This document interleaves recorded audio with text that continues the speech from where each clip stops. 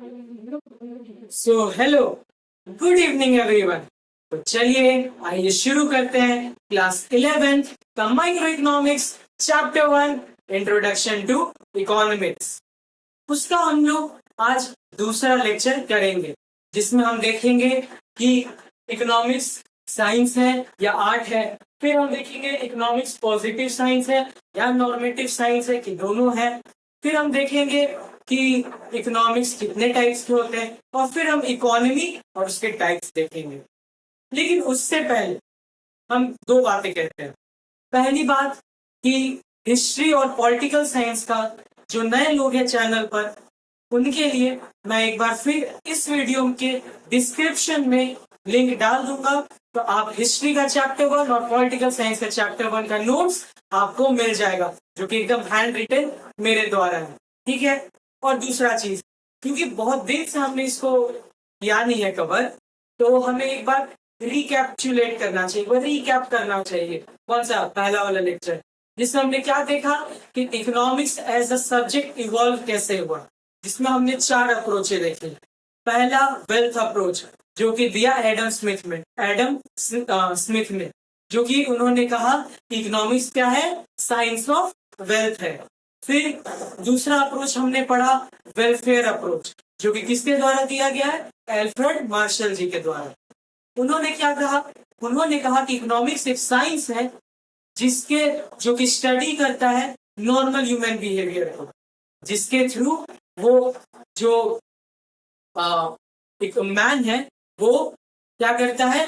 Earn करता है और मटेरियल भी पोजेस करता है। ये मटेरियल जो थिंग्स है वो पोजेस करता है। फिर हमने तीसरा अप्रोच पढ़ा स्कार्सिटी अप्रोच, वो किसने दिया था?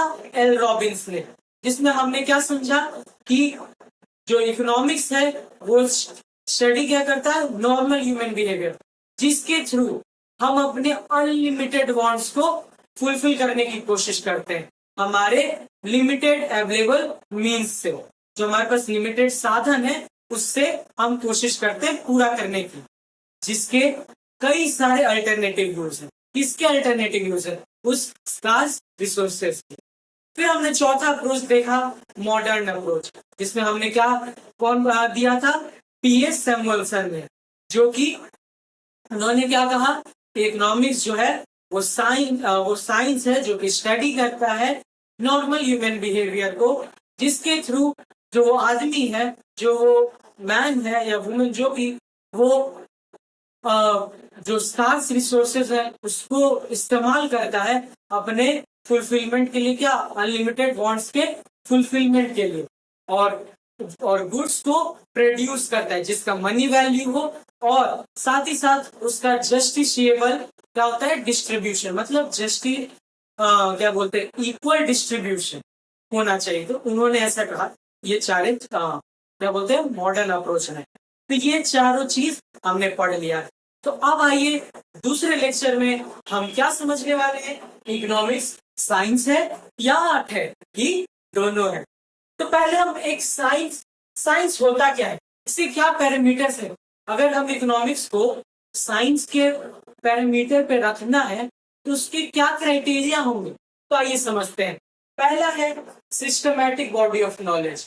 जो साइंस है वो सिस्टमैटिक बॉडी ऑफ नॉलेज है, और हाँ, मैं जो रेफरेंस दूंगा वो इकोनॉमिक्स के हिसाब से दूंगा। ठीक है। तो ये क्या मैंने बोला? सिस्टमैटिक बॉडी ऑफ नॉलेज है कि पहले हम पढ़ते हैं अपॉर्चुनिटी कॉस्ट, फिर हम पढ़ते हैं प्रोडक्शन पॉसिबिलिटी फ्रंटियर। तो हम क्या करते हैं? सिस्टमैटिक वे में बातों को पढ़ते हैं। फिर यूनिवर्सल एप्लीकेबिलिटी, उसका जो एप्लीकेशन होगा वो यूनिवर्सल होगा। मतलब कि अगर कोई आदमी जो है वो कम दाम, मान लीजिए आपका जो शुगर का प्राइस अगर कम हो गया तो वो ज्यादा खरीद रहा है शुगर को, तो ऐसे ही जनरली बाकी लोग भी करेंगे, तो वो यूनिवर्सल एप्लीकेबल होगा। बट साइंस की तरह वो, जैसे साइंस यूनिवर्सल एप्लीकेबल होता है कि आपको याद होगा थर्ड लॉ न्यूटन का कि every action has a equal and opposite reaction. तो ये यूनिवर्सल एप्लीकेबल है। बट इकोनॉमिक्स कई जगह वेरिएशन आ, जैसे आप लॉ ऑफ डिमांड में एक्सेप्शन पढ़ोगे, फिर कई सारे लॉ ऑफ वेरिएबल प्रोपोर्शन इन सब चीजों में कई जगह एक्सेप्शन पढ़ोगे आप लॉ में, तो ये बताता है कि पूरी तरीके से साइंस के पैरामीटर पे नहीं है, बट आगे हम समझते हैं। फिर हमारा एक्यूरेसी, साइंस में एक्यूरेसी का बहुत जरूरत होता है कि जो भी कॉन्सेप्ट रहते हैं साइंस में वो एकदम एक्यूरेट रहते हैं, बट इकोनॉमिक्स में कहीं ना कहीं ये बात जो है यहाँ पे भी वेरिएशन है। क्या वेरिएशन है कि पूरी तरीके से इकोनॉमिक्स एक्यूरेट नहीं है, और इकोनॉमिक्स के जो कॉन्सेप्ट है वो एक्यूरेट नहीं है।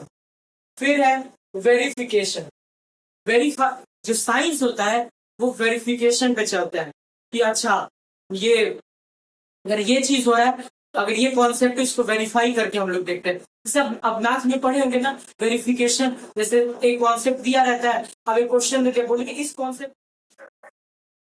हाँ तो हम लोग क्या समझ रहे थे, वेरिफिकेशन हम लोग का हो गया, क्या हम वेरीफाई करते हैं साइंस में। फिर है क्या, रिलेशनशिप, कॉज एंड इफेक्ट का रिलेशनशिप साइंस में होता है कि ये करने से ये होता है, ये करने से वो होता है। तो इस प्रकार से मतलब कि कई फैक्टर्स मिलके ये काम करवा रहे हैं। एक अच्छा जुडिशियल डिसीजन हो, एक अच्छा अमेंडमेंट हो, एक अच्छा लॉ हो, तो क्या होता है, एक अच्छा सक्सेसफुल कॉन्स्टिट्यूशन बनता है। ठीक है, ये चीज साइंस का पैरामीटर हो गया, जिसमें हमने देखा कि इकोनॉमिक्स जो है वो साइंस तो है बट प्योर साइंस हम नहीं कह सकते, क्योंकि हमने कई जगह वेरिएशन देखे हैं कि वो पूरी तरीके से उस क्राइटेरिया को उस तरह से वो फुलफिल नहीं कर रही है। फिर है व्हाट इज आर्ट। पहले आर्ट का मतलब समझ लीजिए। जैसे हम ताजमहल गए, अब हम घर आए, तो मेरा मन किया यार कि एक बार विजुअलाइज किए, तो आंख बंद किए कि अच्छा ऐसे ऐसे ये ताजमहल है, वाह वाह कितना अच्छा है, तो ये पूरा विजुअलाइज कर ले एकदम असली ताजमहल, तो हमें लगेगा यार हम तो पूरा अच्छे से हम बना भी सकते हैं। पर जब ड्राइंग बनाने जाते हैं तो ताजमहल की जगह पता चलता है कुतुब मीनार बन जाता है। तो क्या होता है, हम अप्लाई नहीं कर पाए। तो आर्ट का यहाँ मतलब होता है कि जो भी हम कॉन्सेप्ट समझे उसको हम अप्लाई कर पाए कि नहीं। जैसे कि हम क्या आपको बताएं, लॉ ऑफ डिमांड ही सबको समझाते हैं। लॉ ऑफ डिमांड में बोलता है आपको कि कम प्राइस रहेगा तो लोग ज्यादा खरीदेंगे। तो ये क्या है, ये जो कॉन्सेप्ट है लॉ ऑफ डिमांड का, ये एक्शन में आता है। कई जगह देखते हैं कि अच्छा फ्लिपकार्ट पे आज सेल लगा है, अभी दिवाली आ रहा है तो क्या बोलते हैं उसको, हाँ अमेजोन पे ग्रेट इंडियन फेस्टिवल सेल लगता है, तो वो फिर वो आपका क्या बोलते हैं कम दामों पे अच्छा अच्छा सामान मिल जाता है, तो हम लोग ज्यादा खरीदते हैं। तो क्या होता है कि वो जो कॉन्सेप्ट है लॉ ऑफ डिमांड का वो क्या होता है, रियली अप्लाइड होता है। इसके लिए क्या चाहिए होता है, क्राइटेरिया उसके लिए क्या है, एक तो पहला थियोरेटिकल नॉलेज होना चाहिए, मतलब लॉ ऑफ डिमांड के बारे में हमें पहले जानकारी होनी चाहिए, ये बहुत इंपॉर्टेंट क्राइटेरिया है। ठीक, फिर है पर्सनलाइज्ड एप्लीकेशन। सबके जो जो एक कॉन्सेप्ट है वो सबके लिए अलग अलग क्या बोलते हैं, पर्सनलाइज, उनके अपने अपने एक्सपीरियंस होते हैं, वो जिस तरीके से अप्लाइड करते हैं उनके अलग अलग एक्सपीरियंसेस रहते हैं। अब मान लीजिए एक क्लासरूम है 40 बच्चों का, और उसमें आपके क्या बोलते हैं जो कुछ तेज उनको सिलेबस पढ़ना है, सब चीज सेम है, बट क्या होता है कि कुछ बच्चे ज्यादा नंबर ले आते हैं। तो ये पर हम यहाँ ये बात कह दें कि कम नंबर आने से ये मतलब नहीं कि है ज्यादा नंबर कम आने से ज्यादा इंटेलिजेंट कम इंटेलिजेंट है। एक रेफरेंस के लिए मैं बता रहा हूँ कि उनका ज्यादा अगर नंबर आ जाता है कुछ बच्चों का, और कुछ बच्चों को वही कम आ जाता, और तो सिलेबस दोनों के लिए सेम था, टीचर भी सेम थे, कॉन्सेप्ट भी सेम थे, सारी चीजें सेम थी, तो क्या होता है अलग अलग एक्सपीरियंसेस दोनों का को मिलता है। ठीक है, फिर अब जो आर्ट ये based on practice and application, sorry यहाँ एप्लीकेशन नहीं होगा, माफ करिएगा, यहाँ एप्लीकेशन नहीं होगा, यहाँ क्या होगा, क्रिएटिविटी। क्या होगा, क्रिएटिविटी। जो हमारा जो है आर्ट जो है उसका एक क्राइटेरिया क्या है कि it is based on practice and creativity. जितना प्रैक्टिस करोगे, जितना प्रैक्टिस करेगा उतना परफेक्ट बनते हैं। प्रैक्टिस करते करते हमें समझ में आता है कि यार ये क्वेश्चन को ये भी तरीके से बनाया जा सकता है, ये क्वेश्चन को ये भी तरीके से बनाया जा सकता है। तो हम वहां पे फिर अपना कॉमन सेंस यूज करने लगते हैं, हम अपने क्रिएटिविटी को यूज करने लगते हैं, और एक प्रैक्टिस पे बेस्ड होता है। तो इससे हम ये कंक्लूड कर सकते हैं कि इकोनॉमिक्स जो है वो साइंस है, लेकिन वो प्योर साइंस नहीं है, बट वो आर्ट है। और एक एल्फ्रेड मार्शल ने बहुत अच्छा एक क्योट दिया है कि economics is neither a science nor an art, it is the queen of social science. क्या बोले कि वो रानी है सोशल साइंस की। ठीक है, तो इससे हमने क्या समझा कि इकोनॉमिक्स साइंस भी है और आर्ट भी है। ठीक है, अब हम अपने नेक्स्ट स्लाइड में समझेंगे क्या इकोनॉमिक्स पॉजिटिव साइंस है, नॉर्मेटिव साइंस है, कि दोनों। तो चलिए आइए समझते हैं अपना नेक्स्ट टॉपिक कि इकोनॉमिक्स एक पॉजिटिव साइंस है कि नॉर्मेटिव साइंस है, या दोनों। तो आपके पहले माइंड में एक बात आ रही होगी कि ये पॉजिटिव साइंस क्या होती है, ये नॉर्मेटिव साइंस क्या होता है। तो ये पहले जान लिया जाए। पहले पॉजिटिव साइंस जो होता है वो सिर्फ कंसर्न रहता है, किससे? फैक्ट से कंसर्न है। मतलब इकोनॉमिक्स जो है, अगर उसको हम एक पॉजिटिव साइंस के तौर पे देखें तो वो क्या है? फैक्ट से सिर्फ कंसर्न है। कि मान लीजिए आपको एक एग्जांपल देते हैं, the rise in price of fuel increases the cost of production of business. कि फ्यूल के राइज होने से कॉस्ट ऑफ प्रोडक्शन जो है बिजनेस का वो बढ़ गया।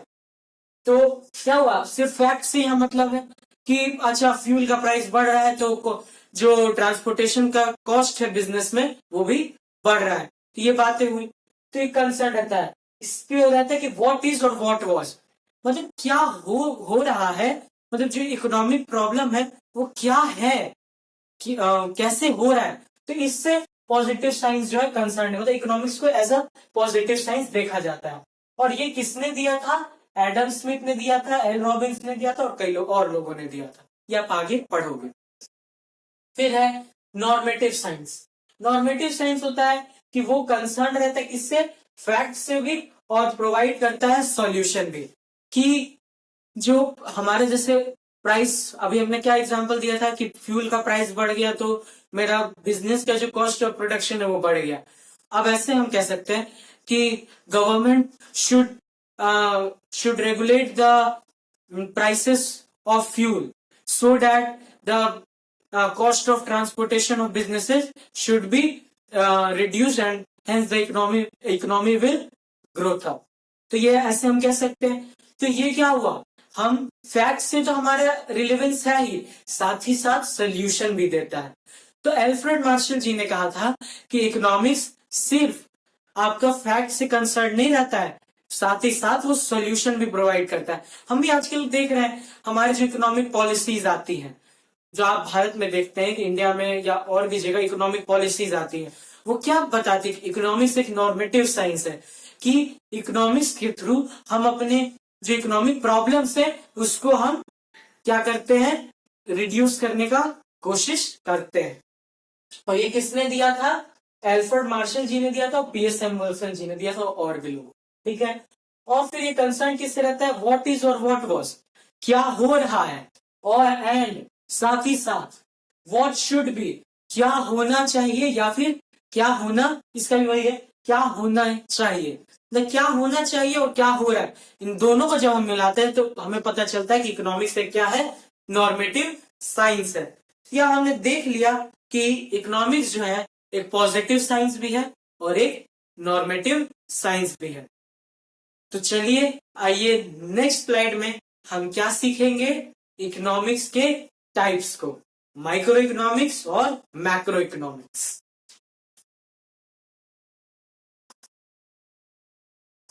तो चलिए, अभी तक हमने समझ लिया इकोनॉमिक्स को, नॉर्मेटिव साइंस और पॉजिटिव साइंस। तो चलिए अब समझते हैं इकोनॉमिक्स के टाइप्स को। इकोनॉमिक्स के दो टाइप होते हैं, एक होता है माइक्रो और दूसरा होता है मैक्रो। तो माइक्रो जो है, अब हम एक एक करके इसके बारे में समझते हैं। माइक्रो जो है वो लैटिन वर्ड माइक्रोस से निकला है। इसका मतलब होता है छोटा, मतलब कि स्मॉल। ठीक है। और माइक्रो का अगर हम डेफिनेशन की बात करें क्या होगा, माइक्रो इकोनॉमिक्स का क्या मतलब, तो माइक्रो इकोनॉमिक्स का मतलब होता है वो ब्रांच इकोनॉमिक्स का जिसमें हम इंडिविजुअल इकोनॉमिक बिहेवियर को समझते हैं। मतलब कि एक इंडिविजुअल का, एक व्यक्ति का क्या कंजप्शन करने का पैटर्न है, वो किस तरीके से, वो चाहे वो कंज्यूमर लेवल पे हो, चाहे वो प्रोड्यूसर लेवल पर हो, चाहे वो डिस्ट्रीब्यूशन लेवल पर हो, उसके क्या बिहेवियर है वो आप कहाँ समझते हैं, माइक्रो इकोनॉमिक्स में समझते हैं। और क्योंकि यहाँ पर जैसे कि एक ही आदमी का, एक ही कंज्यूमर, एक ही प्रोड्यूसर इनका पढ़ना है, तो इसमें कंट्रोल स्टडी कर सकते हैं। अब हम समझ सकते हैं अच्छा अगर दाम, चीनी का दाम अगर कम हो रहा है तो वो जो आदमी है वो ज्यादा खरीद रहा है, तो हम यहाँ उसकी स्टडी कर पाते हैं, कंट्रोल स्टडी हो पाती है। तो इसमें क्या होता है, इकोनॉमिक थ्योरी और प्रिंसिपल बनाए जाते हैं, डेवलप किए जा सकते हैं। बट अब हम आ जाते हैं मैक्रो पे। तो मैक्रो जो है वो डिराइव किससे किया गया है, मैक्रोस। क्या है, मैक्रोस नाम के लैटिन वर्ड से, जिसका मतलब होता है लार्ज। और फिर जो ये मैक्रो इकोनॉमिक्स है, ये वो ब्रांच इकोनॉमिक्स का जो कि एग्रीगेट इकोनॉमिक बिहेवियर को समझता है, स्टडी करता है, इसको जानता है कि अगर जैसे अभी तो मैंने क्या एग्जांपल बताया कि मान लीजिए ए आदमी है, जो ये ए आदमी है वो शुगर खरीदने जाता है, उसको दाम कम मिलता है पहले से, तो वो पहले से ज्यादा खरीदता है। लेकिन अब वही ए आदमी है, बी आदमी है और सी आदमी है। अब उन तीनों को पता चला कि शुगर का दाम जो है वो घट गया, तो तीनों क्या करेगा, अपना डिमांड बढ़ाएगा। तो क्या हुआ, मार्केट डिमांड यहाँ पे हुआ। तो इसके एग्जाम्पल्स भी आपको समझ में आ गए। माइक्रो इकोनॉमिक्स में कई हो जाते हैं, जैसे प्रोडक्शन बिहेवियर ऑफ फर्म, फिर अभी जो आपको एग्जाम्पल बताए इंडिविजुअल डिमांड, और भी कई सारे हैं वो हम आगे पढ़ेंगे। और मैक्रो में हो गया हमारा नेशनल इनकम, मार्केट डिमांड, और फिर मैंने भी क्या बताया था, प्रोडक्शन बिहेवियर ऑफ इंडस्ट्रीज। समझ गए, हाँ। तो मैंने यहाँ पे बता दिया आपको example, production behaviour of industries हो गया, नेशनल इनकम हो गया, और एक्सेट्रा एंड एक्सेट्रा, बहुत सारी चीज। फिर है कि जो मैक्रो इकोनॉमिक्स है वो क्या स्टडी करता है, application of economic theories and principle. अब इकोनॉमिक थ्योरीज और प्रिंसिपल तो बन गए, पर उसको अप्लाइड करना मैक्रो इकोनॉमिक्स में होता है। जैसे कि इंडिविजुअल डिमांड है, आपको ये एग्जांपल मैंने समझाया। तो अब ये जो इंडिविजुअल डिमांड है, जो मैंने आपका क्या बना, लॉ ऑफ डिमांड। जो लॉ ऑफ डिमांड बना है, ये क्या लॉ ऑफ डिमांड जो बना है, यही आपका मैक्रो इकोनॉमिक्स में क्या होता है, अप्लाइड होता है, टेस्ट होता है। अच्छा ये हो रहा है कि नहीं, तो ये सारी चीजें मैक्रो इकोनॉमिक्स में होती हैं। अब यहाँ पे नोट एक चीज, पहली बार माइक्रो इकोनॉमिक्स और मैक्रो इकोनॉमिक्स, इसमें पहली बार ये टर्म यूज किया था रेगनार फ्रिक्स ने। रेगनार फ्रिक्स ने, इनका नाम जरूर याद रख लीजिएगा, क्योंकि यूपीएससी हो गया या फिर और भी कई सारे कॉम्पिटिटिव एग्जाम में ये नाम जरूर पूछता है, तो आप इसका नाम बहुत अच्छे से याद रख लीजिएगा और कॉपी में जरूर से नोट कर लीजिएगा। ठीक है, अब आइए नेक्स्ट स्लाइड में हम लोग क्या समझेंगे, इकोनॉमी को और उसके टाइप्स।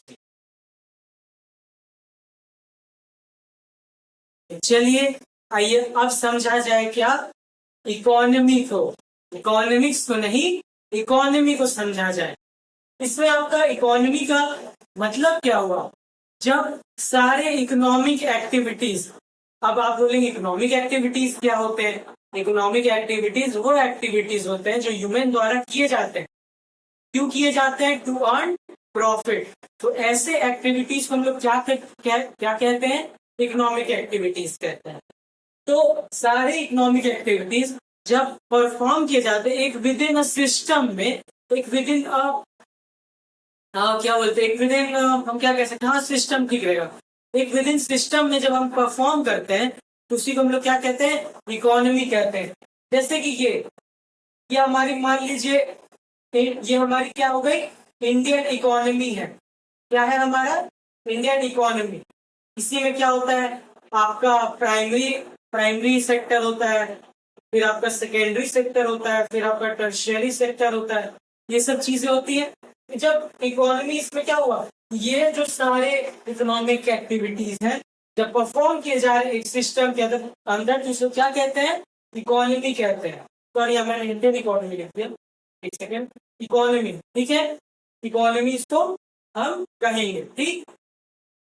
अब आइए इसके टाइप्स को समझने के टाइप्स अब समझते हैं। तो इकोनॉमी को 3 भाग में कैटेगराइज किया गया है, किस बेसिस पे, ओनरशिप ऑफ इकोनॉमिक रिसोर्सेज पे और कंट्रोल ऑफ इकोनॉमिक एक्टिविटीज।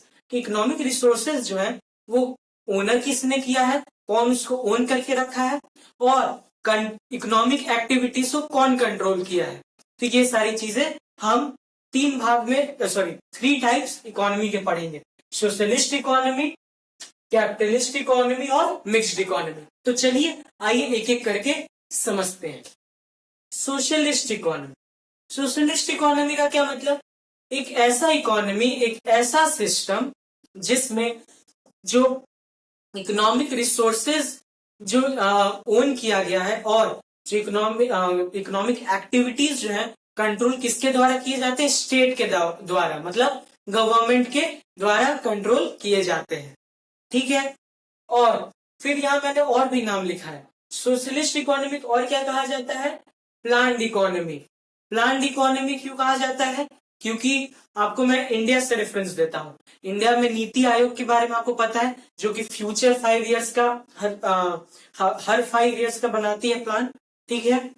तो ये प्लानिंग कमीशन है, तो ये जब बनाती है तो कौन बनाता है, गवर्नमेंट बनाती है।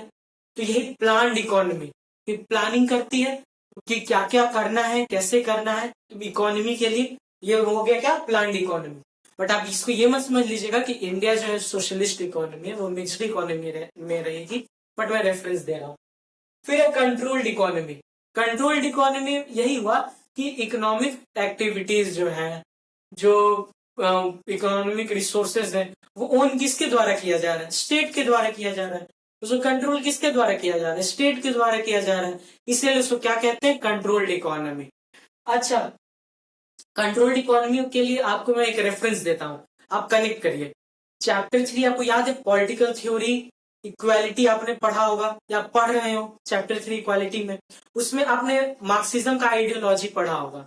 उसमें उन्होंने कहा है ना कि स्टेट के पास इकोनॉमिक इंपॉर्टेंट जो इकोनॉमिक रिसोर्सेज हैं वो स्टेट ओन करना चाहिए। तो वो वाला रेफरेंस आप यहाँ से कनेक्ट ले सकते हैं। और कनेक्शन ह्यूमैनिटीज को एक बहुत अच्छा बनाता है, एक बहुत सुंदर, ये किसी भी सब्जेक्ट में, कॉमर्स हो, ह्यूमैनिटीज हो, साइंस हो, रिलेशन जब आप करते हैं ना एक से दूसरे सब्जेक्ट में, तो आपको पढ़ने में तो बहुत मजा आता है। तो ये चीज बहुत जरूरी है, इसको आप नोट जरूर करेंगे। फिर है कैपिटलिस्ट इकोनॉमी। अब आप पूछिएगा कैपिटलिस्ट इकोनॉमी क्या होता है। कैपिटलिस्ट इकोनॉमी वो इकोनॉमी होता है जिसमें जो ओनरशिप है इकोनॉमिक रिसोर्सेस का और इकोनॉमिक एक्टिविटीज का कंट्रोल कौन करता है, प्राइवेट इंडिविजुअल्स करते हैं या फिर ग्रुप ऑफ इंडिविजुअल्स करते हैं। जैसे इंडिया में टाटा ग्रुप हो गया, रिलायंस हो गया, तो ये सब क्या है, इंडिविजुअल ग्रुप्स है ना, तो ये सब कंट्रोल करते हैं। तो ये क्या हो गया, ऐसी इकोनॉमी जो होगी वो क्या होगी, कैपिटलिस्ट इकोनॉमी होगी। और यहाँ मैं एक चीज का डिस्क्लेमर दे दे रहा हूँ, अभी मैं टाटा और रिलायंस का दे रहा हूँ, तो आप इसको भी मत समझ लीजिएगा कि ये सारी कैपिटलिस्ट इकोनॉमी है, ये मैं बस रेफरेंस के लिए दे रहा हूँ, ठीक है। कैपिटलिस्ट इकोनॉमी, कैपिटलिस्ट इकोनॉमी को एक और चीज क्या कहा जाता है, मार्केट इकोनॉमी, क्योंकि ये जो इकोनॉमी है ये सेंटर्ड किस पे रहती है, मार्केट पे ही सेंटर्ड है। क्योंकि जो इकोनॉमिक डिसीजंस हैं वो किस बेसिस पे लिए जाते हैं, functioning of market mechanism.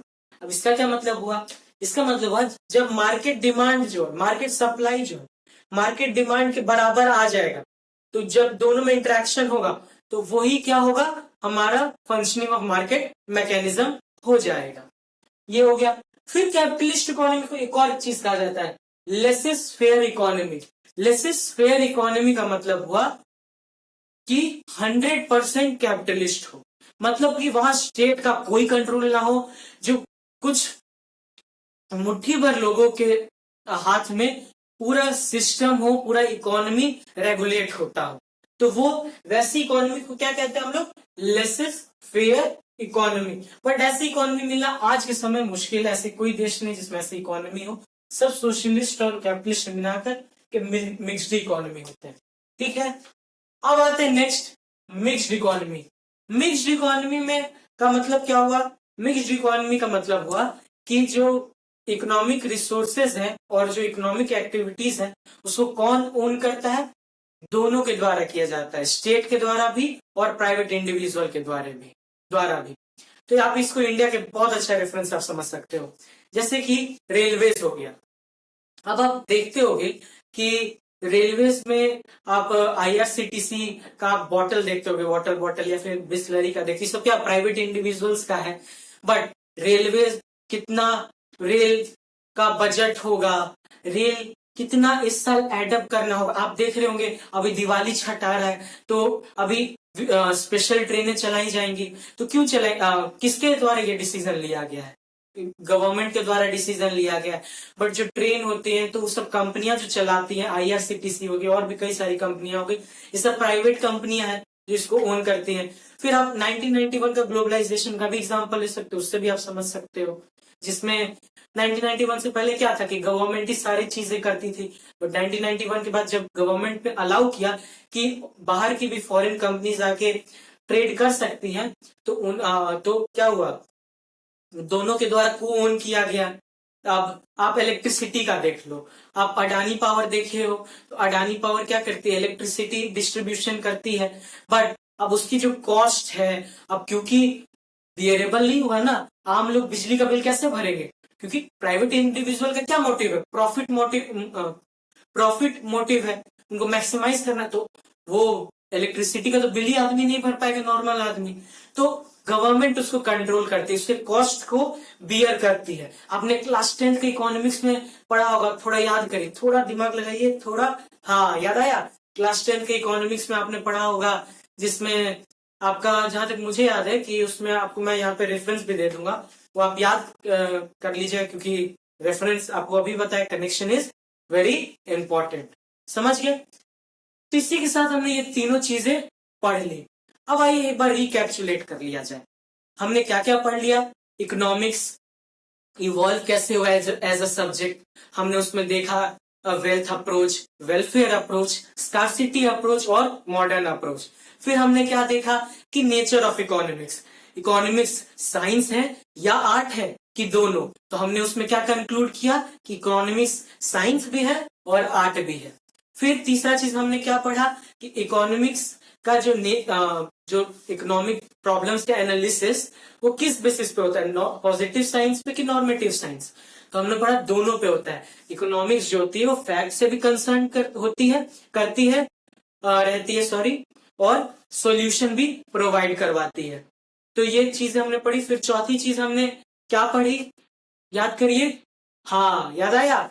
Economics के टाइप्स पढ़ा, माइक्रो इकोनॉमिक्स और मैक्रो इकोनॉमिक्स। माइक्रो इकोनॉमिक्स में देखा कि माइक्रो इकोनॉमिक्स स्टडी करती है इंडिविजुअल इकोनॉमिक बिहेवियर को, और मैक्रो इकोनॉमिक्स क्या स्टडी करती है? एग्रीगेट इकोनॉमिक बिहेवियर को।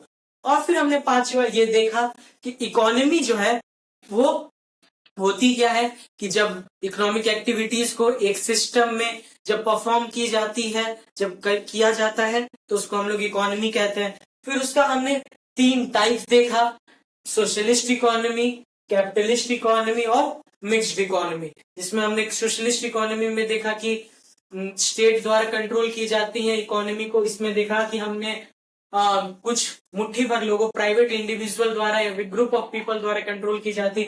और मिक्स्ड इकोनॉमी में देखा कि ग्रुप ऑफ पीपल, जो छोटे छोटे बड़े बड़े बिजनेसमैन हैं, कुछ लोग, उनके द्वारा भी और स्टेट के दोनों को ओन करके चलाते हैं।